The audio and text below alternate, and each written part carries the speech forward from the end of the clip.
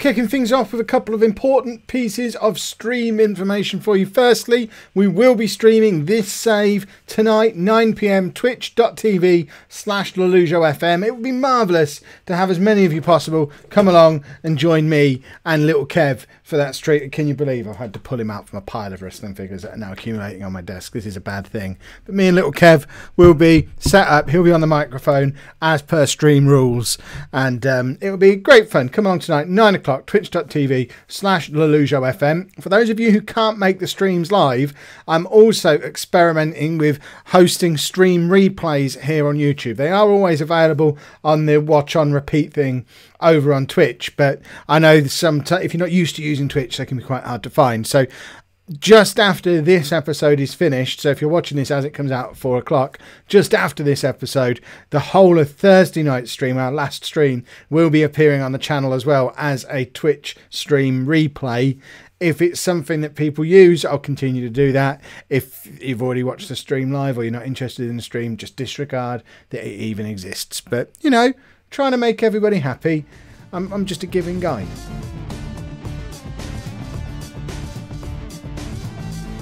Hello and welcome to part 4 of The Sugar Daddy. I'm Kev, and coming up on today's episode, we're going to be away against Portsmouth and at home against Crewe, both in League One since you were last with me, i.e. all the stuff that happened on the Twitch stream back on Thursday. Things are going really rather well, including a quite ridiculous EFL Cup game against Premier League team Huddersfield that we won 8-5 after extra time. It has to be seen to be believed. We thought there was a 6-6 on for a little while there, but we ended up with an 8-5 win. The Twitch replay is going to be appearing on the channel just after we're finished with this video.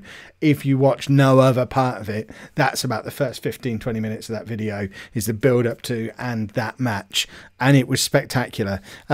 We're also doing pretty well in the league, but the only defeat we've had was in the Checkatrade Trophy, and no one cares about the Checkatrade Mickey Mouse stupid cup.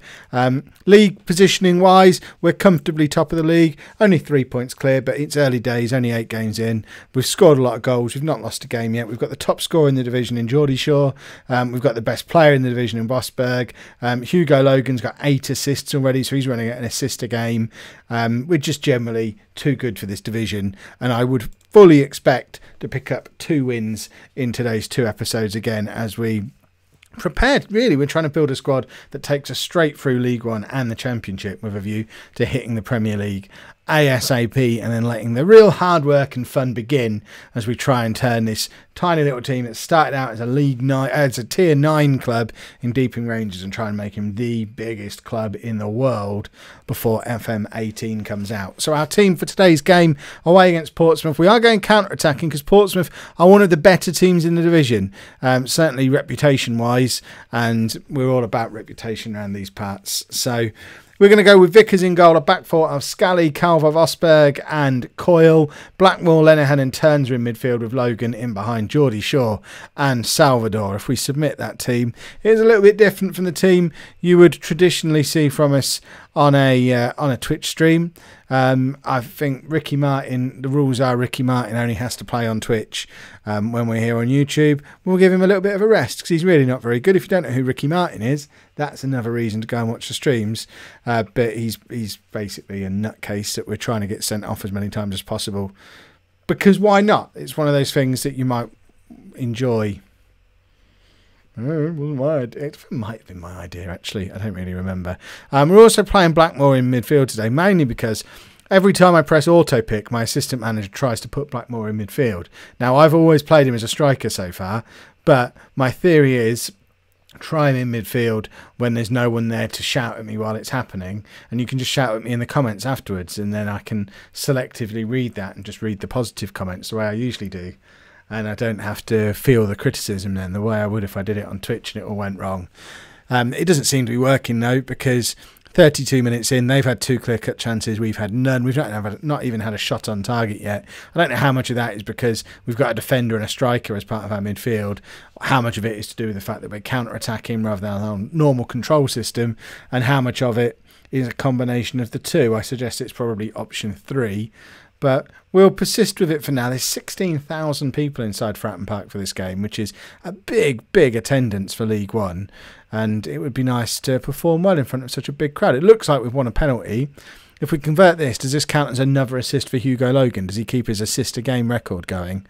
Who's on number 9? Geordie Shaw to take the penalty, and he thumps it into what looked an awful lot like the top corner. It's his 10th goal of the season.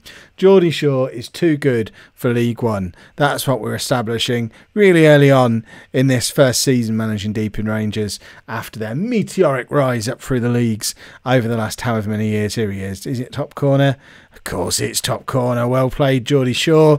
Excellent penalty. He's not even celebrating. Doesn't need to. He only celebrates when the hat-trick goals go in. He doesn't need to celebrate for the meaningless little penalty conversions that he pops up with here and there. I am starting to think with a view to some substitutions. We've got this weird midfield going on. That's a good clearance from Scally, and Logan now have the chance to try and grab a proper assist, because I don't think winning a penalty counts. He certainly didn't have an assist on his thing when we looked at it a second ago. I say certainly. I don't think he did. I didn't really have a proper look. Lenihan heads clear from the Portsmouth corner, and hopefully that takes the sting out of that move. It does, and there's your confirmation that Logan doesn't currently have an assist yet in today's game, and we're going to ruin his record by taking him off. We'll bring on Canedo to play as the attacking midfielder. We're also going to bring on Muller to, in fact, we'll swap those two around because Canedo is a proper striker. Muller can play in midfield. I think they're better that way around. They are. So we'll just try and see out the end of this game, really. It looks like Ross Turns and Vosberg actually probably both need to come off. Pretty sure we're not allowed 4 substitutions, though. So we'll just take off Turns because we don't want to risk injuring him. So we'll bring on Matt Deakin to try and see what he's got for the final 10 minutes of the match. And I think we should just about be seeing this one out. And there it is, a 1-0 win away against Portsmouth. Leaves us 6 points clear at the top of the league. Something happened in that Crewe game right at the end, because we weren't 6 points clear until like 2 minutes before the end of that match. And now we are at home against Crewe in our first top of the table clash of the season. Just the 2 changes for the Crewe match then. Every comes in at right back, just to give him a try, really. We haven't really played him. He's only played 1 game all season. I think, is he one we try aside? No, he's one who's been around Deeping for a long time. Played a lot of games. We should probably give him a little bit of a chance. He's roughly equal quality to Coyle, so why not give him a go? And Deacon comes into midfield to replace Wayne Blackmore, who drops down to the bench. We've gone to a standard fluid instruction for this game. We're massively strong favourites. To be fair, we probably could have gone up to control for this game, but because it's a top of the table clash, in theory one of the harder games we'll have all season, let's just feel it out for the first 10-15 minutes or so on standard, see how we're getting on. If a goal goes in that time, or it becomes clear which team's dominating the game, then we can adjust accordingly. Otherwise, we'll just plod along and see what happens.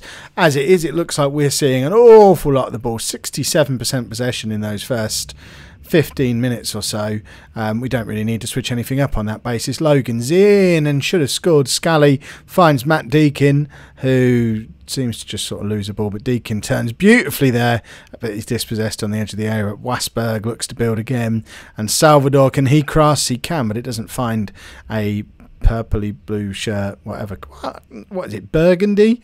Every now, can he get a cross in? He does. It's an own goal from the Crewe number 13, Warren, and I mean, Every's going to get himself an assist there. That stands him in good stead when it comes to deciding if he's a more permanent fixture in this team at right back. It's a decent enough cross, low drilled cross. We had a couple of players knocking around in the box ready to tuck it away, but it doesn't actually make it as far as either of them because it just cannons off the Crewe defender into the back of the net. And if things end as they are right now, we're going to end today's episode 8 points clear at the top of the league already, only 10 games in. That's I mean, Steve McLaren's fault.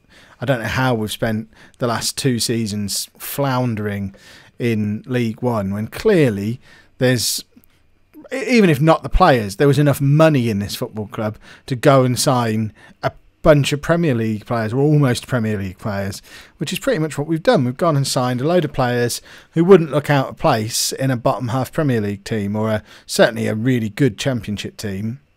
And I don't really understand why McLaren couldn't do the same thing, or why a succession of previous DP Rangers managers haven't spent any money. They just seem to have decided that they're going to rely on the youth setup, which seems a bit mad, really, considering... Right, we'll bring on Muller. We're also going to bring on Wayne Blackmore because we know he's a goal scorer. He's just... I want him to show you like he's a goal scorer. We've had a look at him in midfield. We want to have another look at him up front, where he's at his most dangerous. He scored an absolutely scorching hat-trick in that cup game against Huddersfield, coming on as a substitute. So hopefully he can be our super sub all season. Muller with a good shot that comes back off the post. I am a little bit concerned that we're only 1-0 up. I would like to see a second goal go in the very near future, just to ease some of those nerves a little bit. You know how dodgy Kev teams can be towards the end of football matches. But, I mean, we're completely in control of the match, but at 1-0, there's always the danger that you get a player like Lenihan sent off and then suddenly you're flailing around for the last 12 minutes, which is exactly what's happened. So we'll drop Muller. In fact, no, we won't. We'll just stick Blackmore back in midfield. All that waffle about having a look at him as a midfield player, we're not going to get the opportunity to, because we're going to do that. Drop Blackmore back into midfield. We're going to go to counter-attack him. We're going to go to flexible rather than fluid. And we're going to hopefully just see out this game. In fact, let's bring on a final substitution. Salvador can come off and we can have Canedo up there doing all the running for the final 10 minutes. Full of energy, just get him running around all over the place. Muller in loads of space, but no one around him, and misses out on the ball. And Crewe do have a bit of a counter-attack, but luckily it just ends up in the hands of Vickers, who lumps it forward, and hopefully that's the last bit of highlight we see. Although it looks like we've got about 30 seconds here. Hopefully it's going to be 30 seconds of us keeping possession as we just see out the game, working towards this final whistle. But Every's in with a chance to cross, does find Canedo, who heads it straight into the hands of the goalkeeper, and that's actually given Crewe 10 seconds to come and try and find an equaliser, but luckily they've committed a foul and we are now beyond where the final whistle should be, and we do get the final whistle, and it's not 8 points, we're 7 points clear at the top of the league in the end. But either way, that's not a bad situation to be in this early in the season. So firstly, don't forget to check out where this story goes from there on the stream tonight, twitch.tv/LollujoFM. I will do my best to do a Twitch replay for that as well, probably Tuesday or Wednesday of this week before the following stream, which I think at this stage is going to be Thursday night. But 9 PM tonight, twitch.tv/LollujoFM. If you've enjoyed that video, please make sure you pop a like on there for me. Subscribe to the channel if you'd like to see more. And thank you very much for watching.